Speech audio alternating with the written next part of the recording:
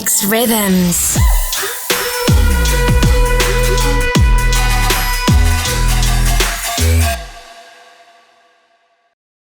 Hello! Today I have an interview for you guys. I spoke to a wonderful woman called Shannon Ethridge, and so she's actually written this amazing book here. It's called Every Young Woman's Battle, and it's all about healthy sexuality, of which she is a guru in that field. Along with this book, she has 21 other fabulous books, all in this idea of healthy sexuality. She's a best-selling author, an international speaker, and a life coach. She's also set up a mentorship program called Blast, which is for leaders, speakers, teachers, and authors. And she also has a workshop where women get together and just talk about this idea of healthy sexuality and how they can also get healing from any past relationships that they've been in. So I'm excited for you to watch this interview, and let's just hop straight into that now.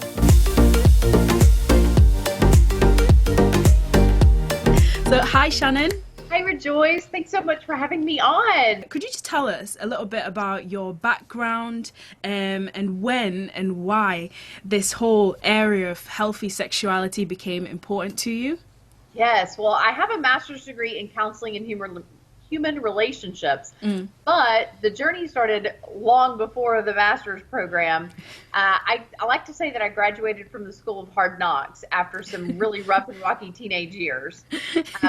But basically from the ages of 15 to 20 years old, I was bouncing around from one relationship to another, very promiscuous, looking for love in all the wrong places, as they say, and not understanding what I was looking for. And it wasn't until I was 27 years old that I went through 6 months of intense group and individual counseling to figure out what was that all about. You know, at that point I had already gotten married and had kids and settled down, but I was still tempted to gravitate back to that because there just seemed to be this longing, this yearning for connection with a man that I wasn't able to really put my finger on. And it was through that counseling experience that I was working with someone who helped me understand that sex and love addiction is actually a thing. I had never heard of that, but in hindsight, I realized that I had definitely been a sex and love addict. I was trying to medicate pain with love and sex and relationships, or at least a resemblance of those things.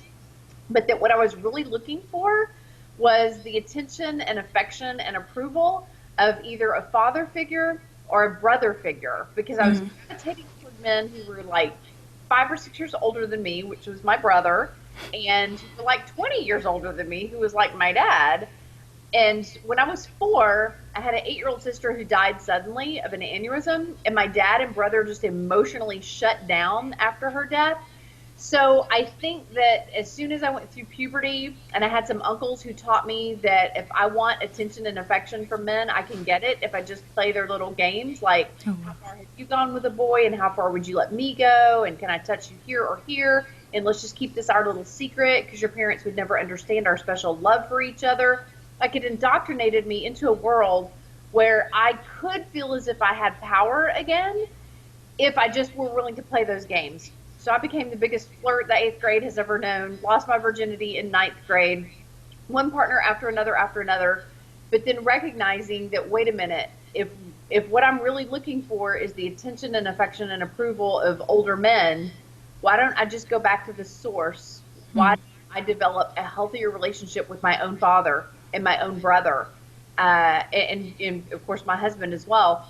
And that was a huge turnaround for me to realize that, okay, the root of my longing isn't as much what another man will provide. It's what the primary men in my life were unable to provide because of the trauma that our family suffered. So I have just developed a career out of helping people get to the root, not just look at the fruit of what they're doing or what they're tempted to do, but get to the root of what does it represent to you? And what are you trying to medicate, and how can you get that need met in a healthier way instead of just going from person to person trying to have sex with them expecting that that's going to scratch your itch, because as I learned, it doesn't.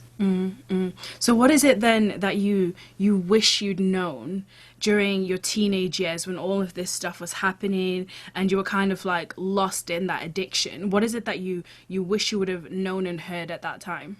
Yeah, I wish that someone had told me that fantasies and your longings are not a roadmap to future fulfillment. I wish someone had been able to explain to me that your longings and your fantasies are a roadmap of your rocky past. That this is not about something that I need to have in my life in order to feel better. That this is about things that happened in my life, traumas and tragedies and disillusionments and disappointments that I've never gotten healing from. Because that I had power over. That I could go talk to a counselor about. I could be in a group with other female sex and love addicts, or even a mixed group of sex and love addicts, where we talked openly about what our journey has been like. It was through those kind of intimate relationships that I found healing, that I understood that the word intimacy, into me see, doesn't just mean a hot guy in a mall or in a bar or whatever who takes notice of you and tries to take you home and have sex with you. Intimacy is, I'm going to let you see into my innermost thoughts and feelings and fears and anxieties and hopes and dreams. And that it was through building healthier relationships that I was able to scratch that itch, not being prey to unhealthy relationships. And what is it exactly that made you want to then, well, I guess turn to God as part of like getting this healing and getting the understanding and the growth in that? Well, for me, I mean, I had been raised in the church, and so I had always had a paradigm for God, but I had always seen God as this distant disciplinarian who was ready to strike me down if I commit one sin too many. But I realized that was how I had seen my earthly father, and that really wasn't God's stance at all. Yeah. Maybe if we read in the Old Testament parts about God, we see him as this distant disciplinarian, breaking out wars and all that kind of stuff. But if you look in the New Testament in the era that we live in now, that's not God's stance toward us at all. God is unconditionally loving and merciful and full of grace. And as I remember the day, Rejoice, I remember the day that I had a face-to-face encounter with God.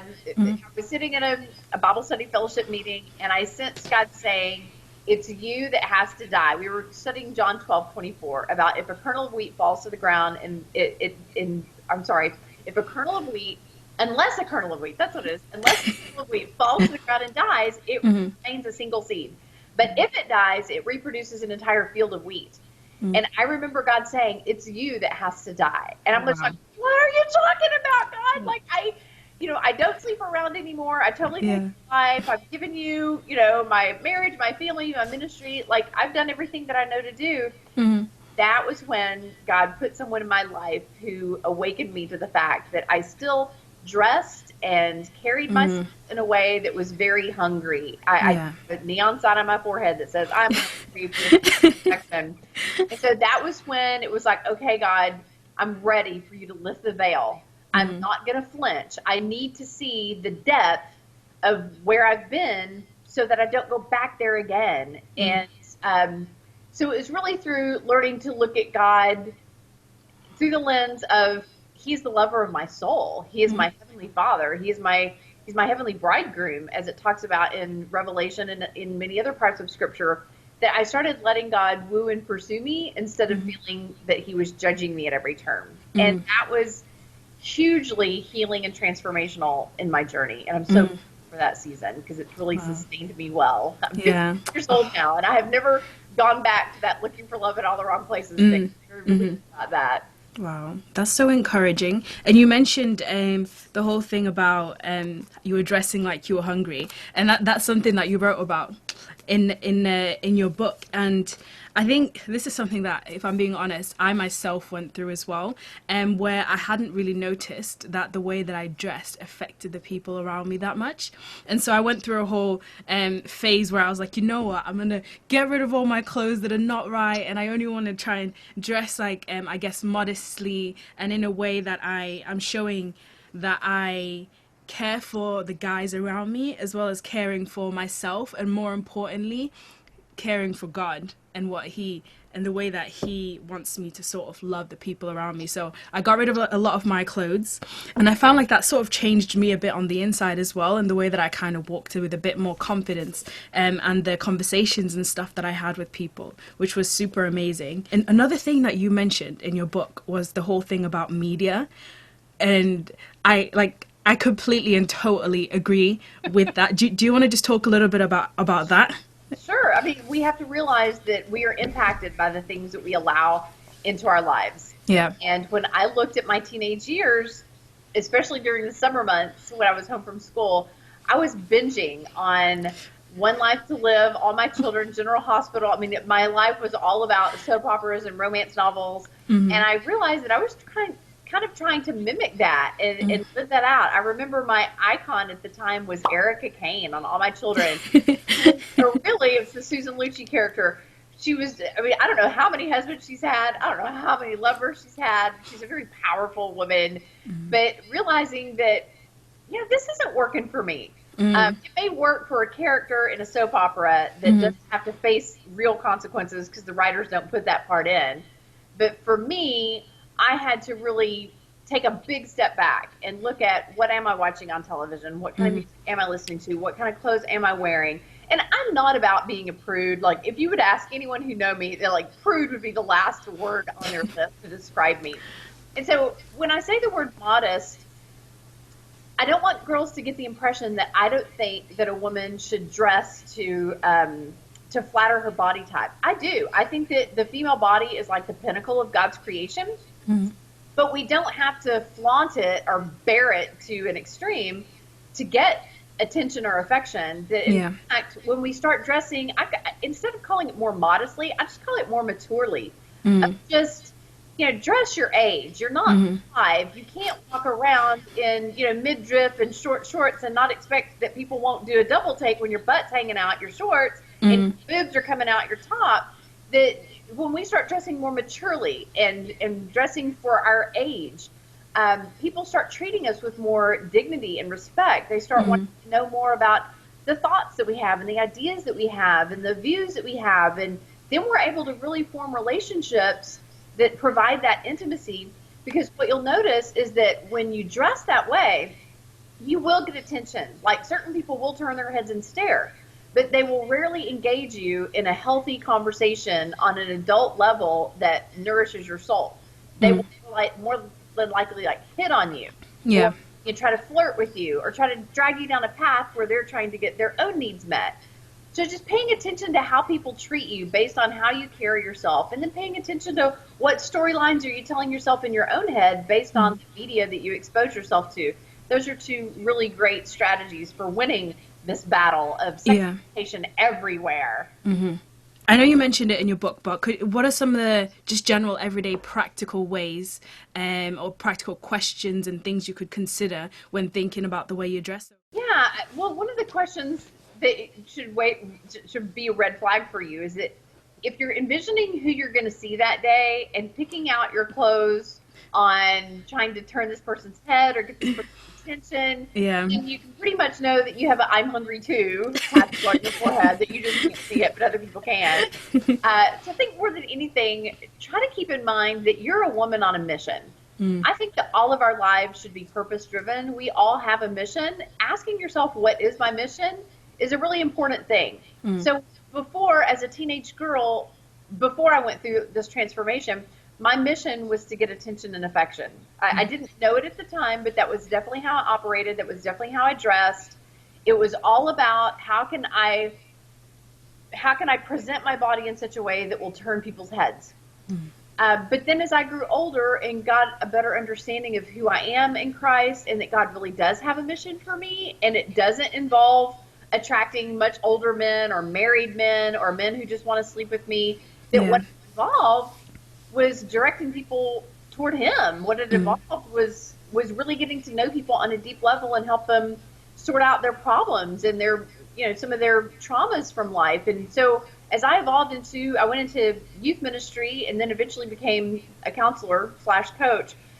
It was as I really embraced my purpose in life that I started dressing to fit that role rather than dressing to get the need for attention and affection met. But the cool thing, Rejoice, this is such a cool thing, is that because I caught that vision of who I really am and what God is calling me to do with my life and how I can really be of help to people, I speak in front of audiences of 12,000 at Women in Faith, or I have people sitting across from me for hours at a time in coaching sessions giving me all kinds of eye-to-eye contact and affirmation and approval because they appreciate my thoughts and they respect my values and they want to learn from me. So it's like, this is more attention than I ever got dressing like a hoochie mama as a teenager. And it's much more fulfilling and rewarding. Like, I wake up every day so excited about how I get to spend my time and energy in life, and I go to bed every night so fulfilled over the people that I got to help that day. So there's no substitute for just having a really rich, rewarding life and dressing for success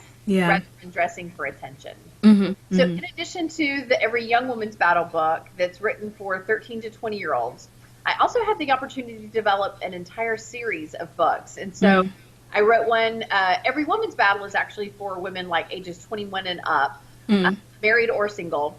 Every Young Woman's Battle is for 13 to 20. I wrote a book preparing your daughter for Every Woman's Battle to help parents instill values in their 8 to 12-year-old girls. And then, like you said, I've done 22 books total. And the one I think that I'm most proud of is called The Fantasy Fallacy. It's about exposing the deeper meaning behind our sexual thoughts and fantasies, helping us understand where these thoughts and desires and temptations come from.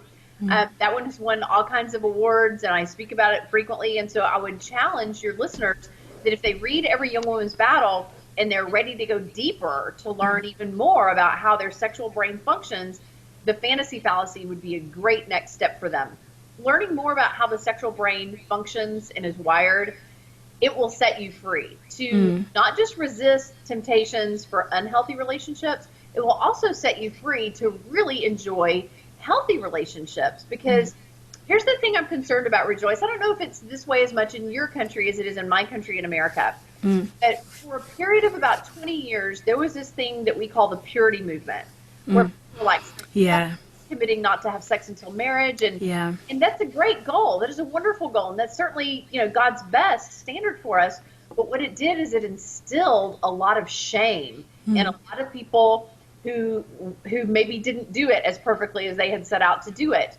Or maybe they did do it perfectly and they saved even their first kiss until the altar, but then they get into their marriage with all these expectations that their sex life should be rocking and should be perfect. And it isn't. It never is, because it's two broken people trying to have a relationship together. It's always going to come part and parcel with problems and challenges. And so there's a lot of anger and resentment and bitterness and shame and confusion and bewilderment about all things sexual out there, because this whole True Love Waits movement that was supposed to guarantee us an insurance policy that God is going to bless our sex life has not proven, it hasn't panned out the way that people assume. Now, is it that God doesn't bless our sex life? Absolutely not. He does. He does. But the Fantasy Fallacy will definitely teach you how to trust God on a much deeper level than just, if I do all the right things and if I don't do the wrong things, then God owes me good sex in my marriage. So yeah. And also I want to say, like, for those people who are watching this and feeling like maybe you suffer from some type of unhealthy thinking about sex or anything like that, there is a way out. There is a way out. I mean, Shannon's a great encouragement for us to just see how she was in that at one point in her life, and now she's completely different, and she's free from it. And it's possible for you to get free from it as well. And I would definitely recommend starting with this book, Every Woman's Battle by Shannon and Stephen. It's really, really good. And I have the workbook edition here, which I thought is particularly cool because there's a bunch of different questions that you can go through and work through, so you can actually engage with the material and digest it for yourselves as well. Shannon, if there was one major key piece of advice that you would give to a young girl that's suffering from an addiction, what would that be? I would say rip the scarlet letter off your sweater, referring to Nathaniel Hawthorne's The Scarlet Letter, obviously. Remember that when Christ died on the cross, he didn't say forgive them for their sins except for the sexual ones. Those are too big. I'm not dying for those. Like, you can truly find healing and forgiveness and redemption and purpose through that relationship with God and through Jesus Christ. And so you don't have to say where you are, and it really doesn't matter where you've been in the past. I mean, my teenage years were just fraught with just partner after partner after partner, but that is no longer who I am. You get to decide from day to day, who you are and who you want to be and what purpose you serve and whose purpose you serve. And so connect with a pastor or parent or a professional who can help you understand what you've been looking for, and to help you recognize that it's probably not working for you very well to use sex to medicate pain. But don't beat yourself up over it, because it's the most common thing known to man and woman. Sex is a great medicator for a while, but it can do a lot more damage than good if we aren't using it in the way that God intended. And if people wanted to get in touch with you and find your books or get in touch with your ministries, how can they do that? Where can they find you? Absolutely. If they go to shannonethridge.com, they can see any of the 22 books that are available. They can also learn about one-on-one coaching, and I do it via Skype or over the phone, so it doesn't matter that they're in a different country. So I do one-on-one coaching with people or couples or families. I also host 4-day intensive workshops for girls as young as 17 years old, as old as 87, to help girls really unpack some of their emotional baggage from childhood. There's a lot of people who are raised in families that are just very broken and very dysfunctional, and for them to unpack that baggage at a certain age in life can be really helpful to have much easier years as an adult than if they just drag all that emotional baggage into the future. And so those are called Women at the Well workshops. You can click on the workshops link. And then also, Rejoice, I know that there are a lot of girls out there like you who aspire to do something great with their lives, who know that maybe they're called to share their stories or to write or to speak someday. And we do a mentorship program online called BLAST, which stands for Building Leaders, Authors, Speakers, and Teachers. They can find out more about that at shannonethridge.com as well. Lovely. Well, thank you so much for talking to us today. This has been great.